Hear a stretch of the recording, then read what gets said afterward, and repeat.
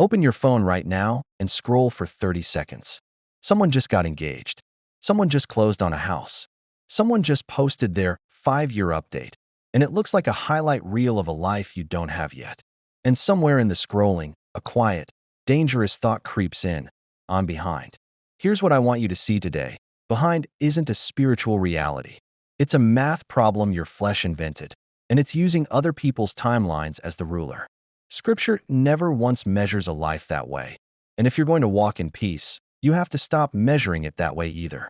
So today I want to break down where this feeling actually comes from, why it lies to you, what it does to your faith if you leave it unchecked, and what to do instead, starting right now, not once your circumstances change.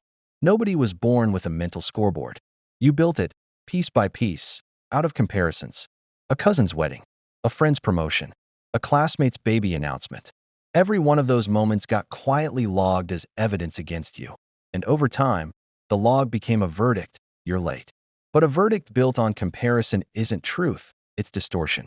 Galatians chapter 6 tells us to examine our own work, and then we'll have reason to be proud of ourselves without comparing ourselves to anyone else. Read that again. Your assignment was never to keep pace with someone else's. It was to examine your own. The enemy doesn't need to make you fail to paralyze you. He just needs to make you compare.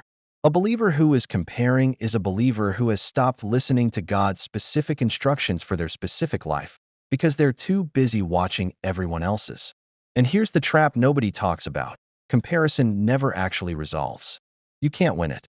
Even if you catch up to the person you're comparing yourself to today, tomorrow there will be someone new to measure against.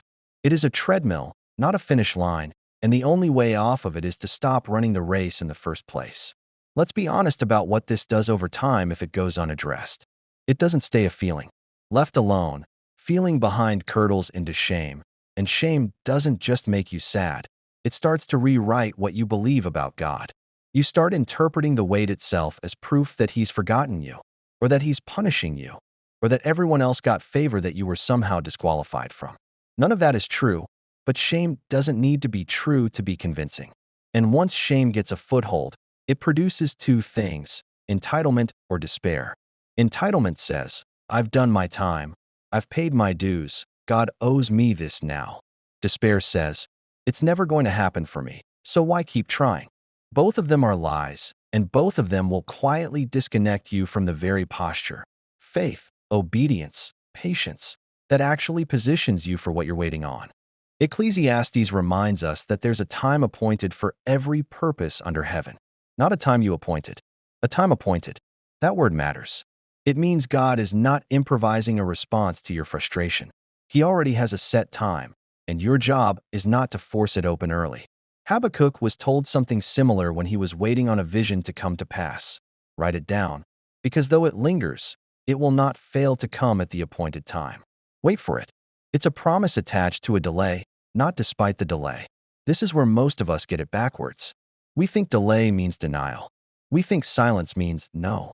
But in Scripture, delay is often the exact evidence that something real is being formed, not evidence that it's been forgotten.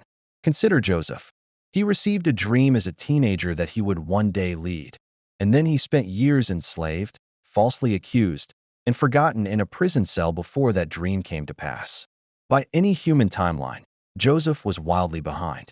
But every one of those years was doing something in him, teaching him integrity in obscurity, faithfulness in servitude, wisdom under pressure, that he would need the day Pharaoh actually put him in charge of Egypt. If Joseph had gotten the throne straight out of his father's tent, he wouldn't have survived it. Consider Moses. He fled Egypt at 40, thinking he understood his calling to deliver his people, and instead spent the next 40 years herding sheep in the wilderness. 40 years. That's not a delay, that's most of a lifetime. And yet that season is exactly where God met him at the burning bush and sent him to do the very thing he thought he'd already missed his window for.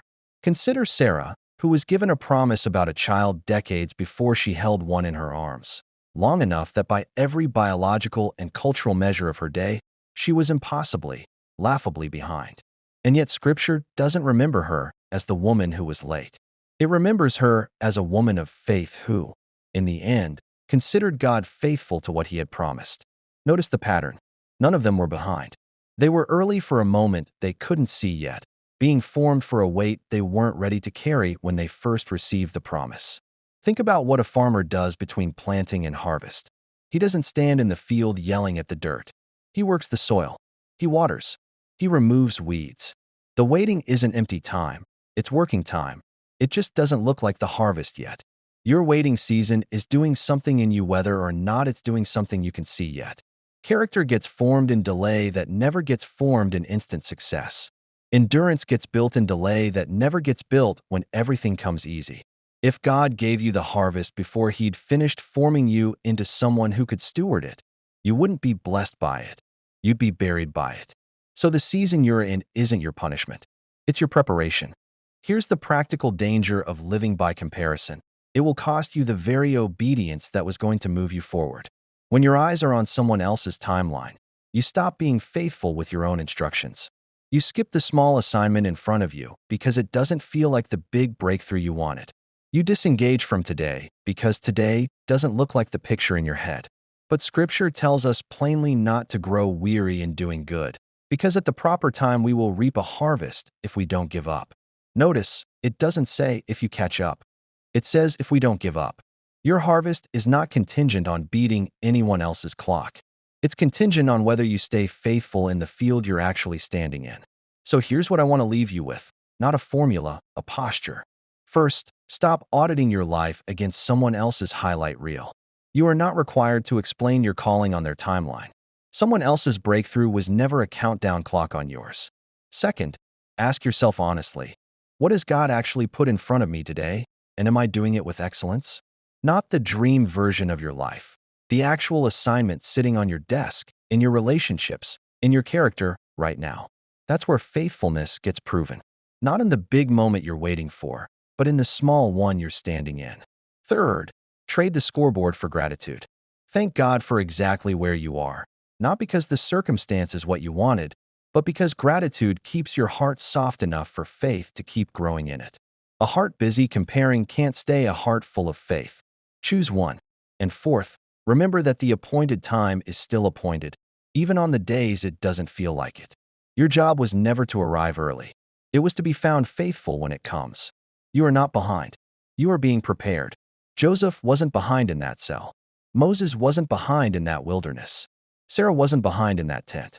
They were being formed for the exact moment they'd eventually step into. And so are you. The timeline you're grieving might be the very thing God is using to build the version of you who can actually carry what you're asking for. So let go of the scoreboard. Stop measuring your life by someone else's calendar. Do the next right thing in front of you with excellence, with gratitude, and with faith, and trust that the appointed time is still coming, right on schedule, even if it's not the schedule you would have picked. I want you to actually sit with that for a second, because it's easy to hear it and nod along and keep the same anxious posture underneath. So let me ask you directly, what would change in you this week if you actually believed you weren't behind? Not pretended to believe it. Actually believed it. You'd stop apologizing for where you are. You'd stop bracing every time someone your age or in your circle shares good news, waiting to feel that familiar sting. You'd stop treating your current season like a waiting room and start treating it like a workshop, because that's what it actually is. Here's something worth remembering. The version of you who's ready for what you're asking God for doesn't exist yet. That version is being built right now, in exactly this season, through exactly these circumstances you'd rather skip past. You cannot shortcut the forming without also shortcutting your readiness for what comes after it. Every person in Scripture who received something significant from God had a formation season attached to it, sometimes visible, sometimes hidden, but always there. You are not the exception to that pattern. You are living inside of it right now. So stop asking God to change the calendar and start asking Him what He wants to build in you on the calendar you're actually on. That's a completely different prayer. One is you trying to manage God's timing. The other is you cooperating with it. And cooperation, not control, is what actually moves you through a season instead of just enduring it. I also want to speak directly to the specific fear underneath all of this, because I don't think it's really about the timeline. I think for a lot of you, the real fear is this. What if it just never comes? What if this isn't a delay? What if this is the answer, and the answer is no? Listen, that fear is real, and I'm not going to wave it away with a cliche. But here's what I know. A God who appoints times doesn't appoint them arbitrarily, and he doesn't forget the appointments he made. Habakkuk didn't just say the vision would come. He said it would not fail, not might, not probably, will not fail to come at the appointed time. Your job in the meantime is not to manufacture certainty about the outcome. It's to remain faithful in the process, because faithfulness in the process is what the outcome, whenever it lands, is going to be built on. So let go of the scoreboard. Stop measuring your life by someone else's calendar. Do the next right thing in front of you, with excellence, with gratitude, and with faith, and trust that the appointed time is still coming, right on schedule, even if it's not the schedule you would have picked. And if today you're tired, tired of waiting, tired of hoping, tired of watching everyone else's clock, let this be the moment you set the scoreboard down. Not because the wait is over, but because the wait was never the measure of your worth or your faith to begin with. You are not late. You are not forgotten. You are not behind. You are being formed on purpose, on time, for something you cannot fully see yet. And that is enough to keep walking faithfully into today. If this spoke to you, I'd love to hear where you're at. Drop it in the comments below. And if you want to go deeper on hearing God's voice for direction in this season, that's exactly what we're covering in the next video. Please subscribe, comment, and share. We are a new channel, and every subscription is an encouragement for us to keep going. We will see you next time. God bless you.